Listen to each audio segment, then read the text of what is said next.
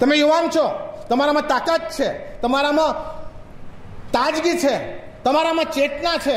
આ ચેતના અમુક વખત પછી નહીં થાય. અત્યારે શું થશે, અમારે શું થાય હું તમને કહું. હું ગड्ढો ના થઈ ગયો કહેવાય તો પણ કહું. માનો કે હું ફૂટબોલ રમવા જાઉં તો મારું માઇન્ડ મારા બોડી કરતાં વધારે દોડે. બોડી પાછળ પડી ગયો હોય બિચારી. કઈથી દોડી શકી? તમે દોડી શકો એમ તમે દોડી શકો. તમે નવી પેઢી છો, તમારામાં નવું લોહી છે, તમારામાં નવી તાજગી છે. તમે ઘણું ઘણું ઘણું ઘણું ઘણું કરી શકો, ફક્ત તમારી પાસે યુવાનીનું સરગમ હોય તો. અને અત્યારે હું તમને યુવાનીનું સરગમ આપું છું, શીખવાડું છું. ચાલો, તૈયાર છો શીખવા? હા ને? યુવાનીનું સરગમ કયું? આ સન ફ્રાન્સિસના પાછળ જે સરગમ છે એ શીખીએ. શરૂ કરો. સારે ગ ગાઓ, રે ગ મ ગ મ પ મ પ દ પ દ ની દ ની સા. તમે વિચાર કરજો ને ફાધર પેટી આમ જોયા વગર ક્યાં વગાડે? કારણ કે આ સરગમ અંદર છે, સિસ્ટમમાં છે.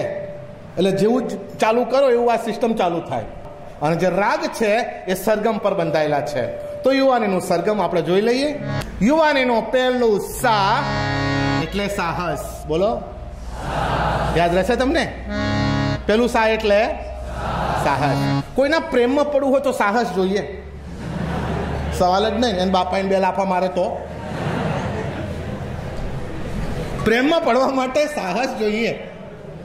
શિક્ષણ લેવું હોય તો સાહસ જોઈએ.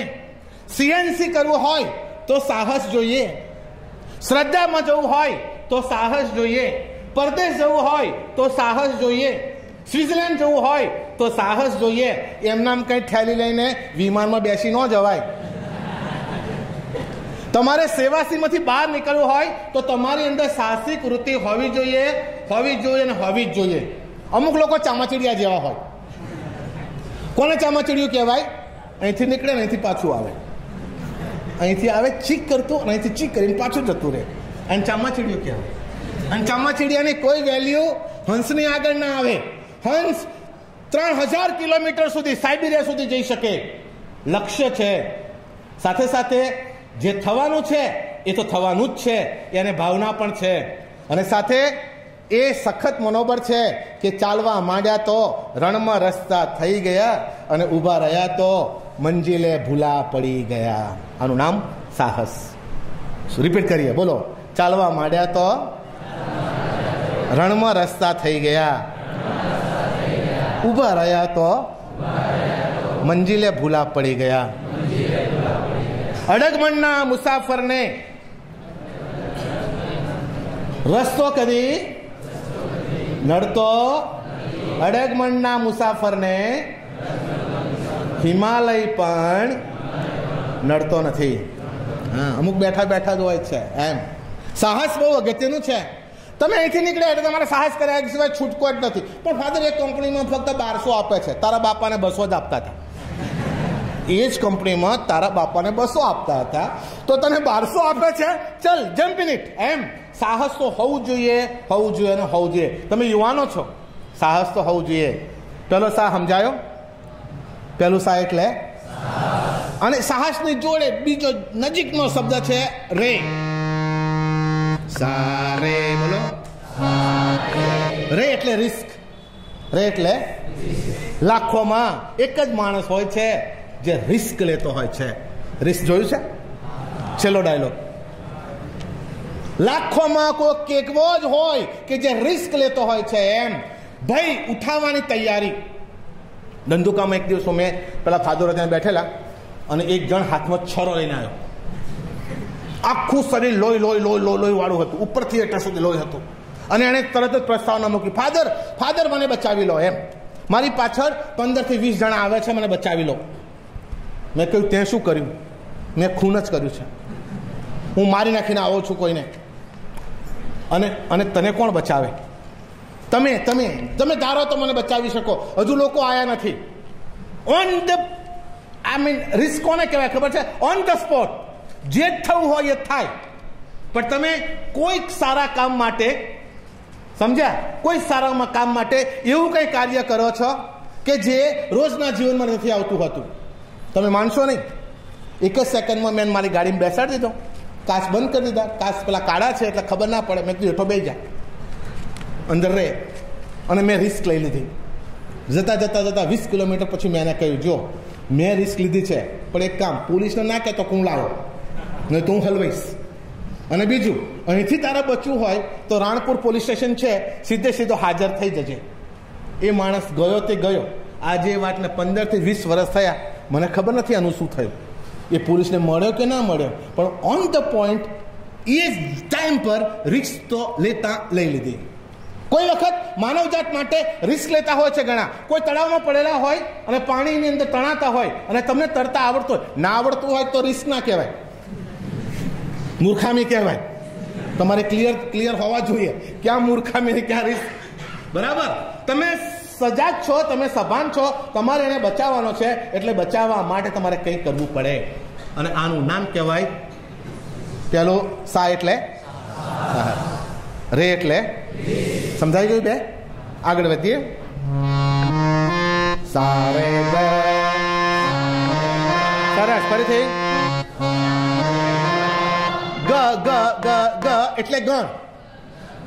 સરસ, કેટલું સરસ, હોશિયાર થઈ ગયા. ગ એટલે ગણ. જો આપણે ગણપતિ કહીએ છીએ, ગણપતિ, ગણ એટલે સમૂહ. જે સમૂહના મુખ્ય છે એને ગણપતિ આપણી સંસ્કૃતિમાં કહેવામાં આવે. ભલા ભાઈઓ, તમે ગણના સભ્યો છો. ગણ એટલે સમાજ. અને સમાજમાં સૌથી પહેલા કોણ? તમારી બા, તમારા બાપા. બીજું કોણ? તમારા ભાઈ, તમારા બેન. આ લોકો જોડે તમારે સંબંધ છે. અમે નાના હતા ત્યારે પેલું સરસ ફિલ્મનું ગીત આવતું હતું, મેં ના ભૂલુંગા. આગળ બરાબર ગાઓ. ઇન રસમો કો ઇન કસમો કો ઇન રિશ્તે નાતો કો. આ નાતા, આ સંબંધ, આ રિલેશનશીપ બહુ જ અગત્યના છે વાલા ભાઈઓ. આજે તમે ભલે ગમે એટલું સારું અહીં ભણતા હોય, આવતીકાલે ઉઠીને તમે કેનેડા જશો અને કેનેડાની એ જબરજસ્ત કંપનીમાં તમે કામ કરતા હશો. જ્યારે તમે પ્લેનમાંથી ઘેર આવશો અને ઘરે આવીને તમારા બાપા જ્યારે ખાટલા પર બેઠા હોય, એ ખાટલા પર બેઠેલા બાપાના પગની આગળ જો તમારું માથું ના નમે તો તમારું આ બધું ભણતર ઝીરો છે.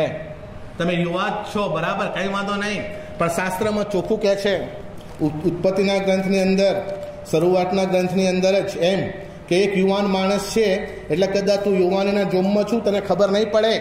પણ બાઇબલની અંદર પ્રભુના વચનો કેટલા સરસ. ઉપદેશમાળાનો ગ્રંથ જો,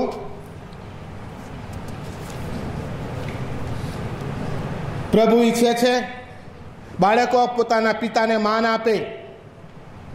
પ્રભુ ઈચ્છે છે કે પિતાને માન આપનારને તેના સંતાનો સુખી કરશે. બેટા, તું જે કંઈ કરે છે એનું ધ્યાન રાખજે. પિતાની વૃદ્ધાવયના સમયે એની સંભાળ લેજે. એને દુઃખ લાગે એવું તું કાંઈ કરીશ નહીં. તેનું મગજ કામ ન કરે તોય તેની સાથે ધીરજથી કામ લેજે. કારણ શું કહે છે? તું જુવાનીના જોમમાં છે, તેથી એની અવગણના કરીશ નહીં. સંબંધ બાપાની સાથે અગત્યનો છે. અમુક લોકો શું કે ખબર? લગ્ન કર્યા પછી પેલી બૈરીને કે સિર્ફ તુમારે લીએ, સિર્ફ તુમારે લીએ. તો તારા બાપાનું શું? તારી માનું શું? તારા ભાઈઓનું શું? તારી બહેનોનું શું? તારા કાકાનું શું? તારા દાદાનું શું? આ એકદમ ઘટિયા મેન્ટાલિટી છે. અને કોઈ દિવસ હિન્દી પિક્ચરની પાસેથી જીવનના ધર્મ શીખશો નહીં. એ તમને નહીં આપે. હું તમને આગળ સમજાવીશ, સરગમ સમજાવતો જઈશ એમ. ગ એટલે ગણ, ગણ એટલે સમાજ, સમાજ એટલે મારું કુટુંબ, મારું કુટુંબ એટલે મારા પપ્પા, મારા મમ્મી, મારા ભાઈ, મારા બહેન. હું એવું કાંઈ ઊંધું ના મારું જેથી કરીને મારા ભાઈને સહન કરવું પડે. હું એવું કાંઈ ખોટું ના કરું જેના લીધે મારી બહેનના રિશ્તા બધા આવતા હોય તો બંધ થઈ જાય. મારી પોતાની ફરજ છે કે ગ એટલે ગણ, અને ગણને હું સિરિયસતાથી લઉં.